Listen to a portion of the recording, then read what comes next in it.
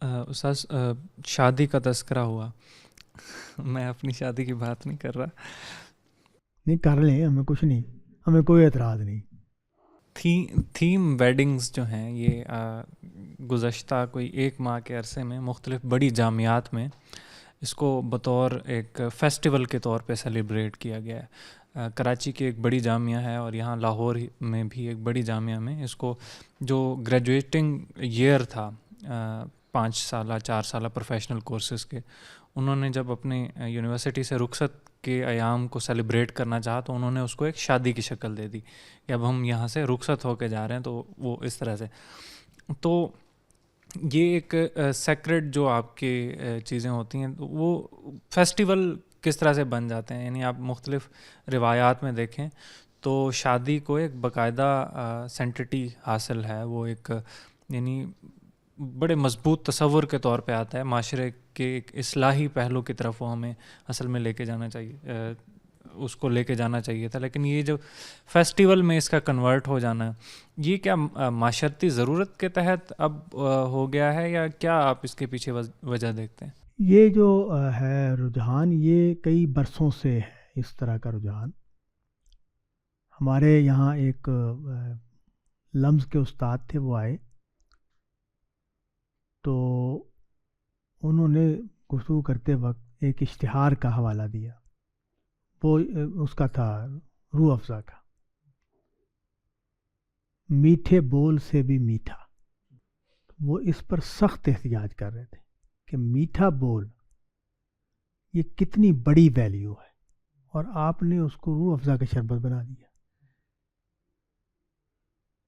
تو یہ بات آپ کی ٹھیک ہے، آپ جو ہے نقطہ اٹھا رہے ہیں وہ نقطہ بہت صحیح ہے کہ جب ہم ویلیوز کو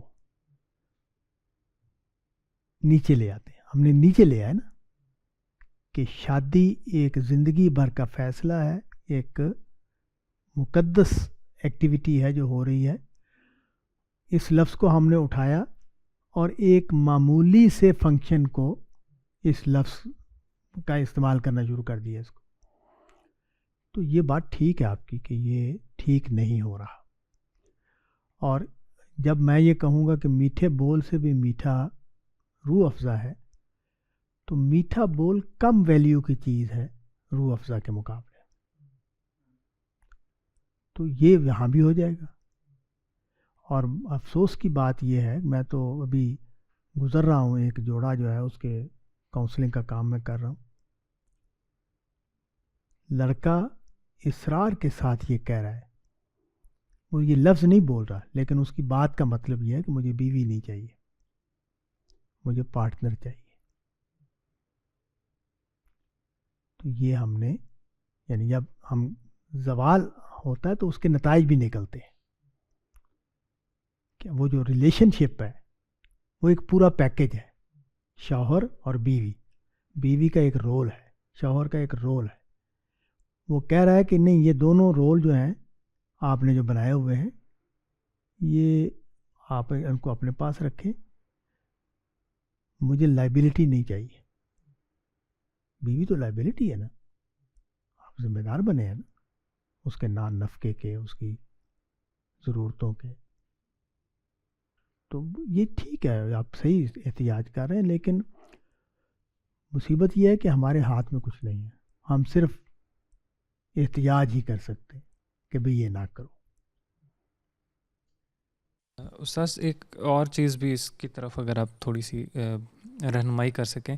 ہم یہ دیکھتے ہیں کہ جب اس طرح کے معاملات میں جہاں آپ نے باقاعدہ ذمہ داریوں کو سمجھتے ہوئے ایک فیصلہ کیا اور پھر کل وہاں پہ اختلاف کی گنجائش پیدا ہو جاتی ہے، ایک عرصہ تو آپ کا گزرتا ہے نا کہ وہ اس کے چارم سے نکلتے ہوئے جب زندگی کی حقیقتیں سامنے آتی ہیں تو آپ کو پھر اختلافات کا اور اس طرح کی چیزوں کا بھی سامنا کرنا پڑتا ہے.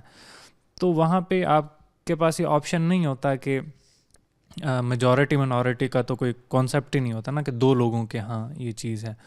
تو اس میں پھر بہتر طریقہ کیا ہے کانفلکٹ ریزولوشن کا، کہ وہ کس طرح سے معاملات پھر سیٹل ہوتے ہیں؟ کیونکہ ایک پارٹی اگر ایک چیز پہ اڑ گئی ہے تو وہ فیصلہ کس طرح سے ہوگا پھر؟ نہیں، اس میں جو ایک نقطہ تو یہ ہے سمجھنے والا، اور اس کو تعلیم دینی چاہیے باقاعدہ سب کو، کہ یہ دنیا ٹھنڈی سڑک نہیں ہے، یہاں مسائل ہیں، مشکلات ہیں. کوئی دو میاں بیوی سموتھ بے آزار لائف نہیں گزارتے. جن لوگوں نے کامیابی سے زندگی گزاری ہے، ہم کہہ رہے ہیں کہ کامیاب جوڑا، انہوں نے بہت ساری تکلیفیں، بہت ساری کلفتیں اٹھائی ہیں اور انہی سے گزرے ہیں. تو دوسرا ایک تو یہ کہ بھئی تصور واضح ہونا چاہیے کہ یہ جو تصور ہے کہ ایک یہ شادی ہو گئی ہے تو ایک جنت والا گھر یہ وجود میں آ جائے گا، تو ایسا کچھ نہیں ہوتا، اور کسی کے ساتھ بھی نہیں ہوتا. پیغمبر صلی اللہ علیہ وسلم سے بڑے تو اخلاق اور عقل میں ہم نہیں ہو سکتے. قرآن مجید سے معلوم ہوتا ہے کہ آپ کے گھر میں بھی مسائل تھے، ٹھیک ہے نا. تو اس کا مطلب یہ کہ یہ قرآن مجید نے کہا نا، بیان کیا کہ اپنی بیویوں سے کہہ دو کہ بھئی اگر آپ یہ چاہیے تو ہم دے دیتے ہیں آپ کو.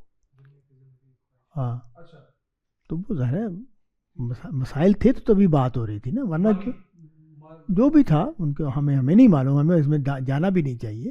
میں تو صرف اشارہ کر رہا ہوں، ہمارے وہ پیغمبر ہیں، ہم کیوں اس پر بات کریں کہ وہ کیا مسئلے تھے ان کے، یہ کیا تھے. تو وہ تو میں اس کو سوچ بھی نہیں سکتا. میں تو صرف یہ کہہ رہا ہوں کہ وہاں بھی مسائل موجود تھے، تو وہ ان کو مینج کیسے کرنا ہے. کوئی بھی ہو سکتا ہے، کچھ بھی ہو سکتا ہے. یہ بھی ہو سکتا ہے جو آپ کہہ رہے ہو، کوئی حقیقی مسائل بھی ہو سکتے ہیں،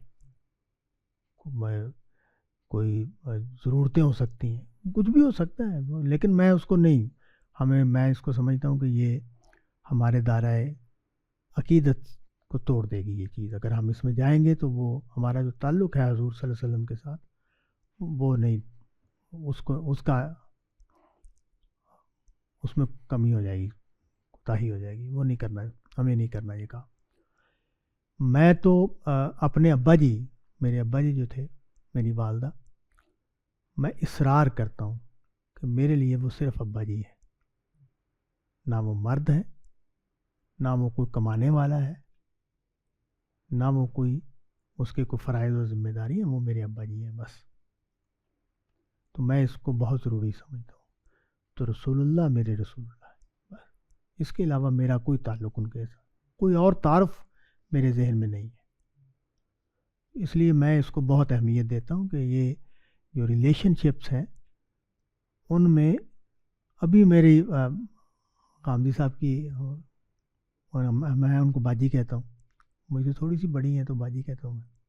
وہ میری طرف آئی ہوئی تھی، تو میرے بچوں نے کہا کہ آپ ان سے یہ بات کریں. میں نے کہا میرے بڑے ہیں، میں ان سے کیسے بات کر سکتا ہوں. تو اس کو میں بہت اہمیت دیتا ہوں کہ بڑوں کے ساتھ میرا ریلیشن شپ کیا ہے، وہاں سے بات کریں گے. تو اس لیے اس کو رسول اللہ کے بارے میں اس طرح کی کوئی گفتگو ہم نہیں کریں گے. تو اس کو مینج کیسے کرنا ہے، یہ جو مسائل پیش آئیں گے ان کو ہم مینج کیسے کریں گے. تو میرے بچے جب آتے ہیں، 3 بیاہے ہوئے ہیں، تو اپنا کوئی مسئلہ، تو میں ساری کہانی سننے کے بعد کہتا ہوں مجھے کہانی سے تو کوئی دلچسپی نہیں، یہ تو روٹین کی باتیں ہیں. اس نے یہ کہا، میں نے یہ کہا، اس نے یہ کیا، میں نے یہ کیا. نہیں، جو مشکل تمہیں پیش آئی ہے تم نے اس کو ہینڈل کیسے کیا، اس میں تمہاری مدد کروں گا. اس کو ہینڈل کیسے کرنا ہے، اصل سیکھنے کی بات یہ ہے. تو 2 نقطے ہو گئے. پہلا نقطہ یہ کہ کوئی سموتھ، ٹھنڈی، پرامن، بے تکلیف زندگی نہیں ہے، نہ کنوارے کی، نہ شادی شدہ کی.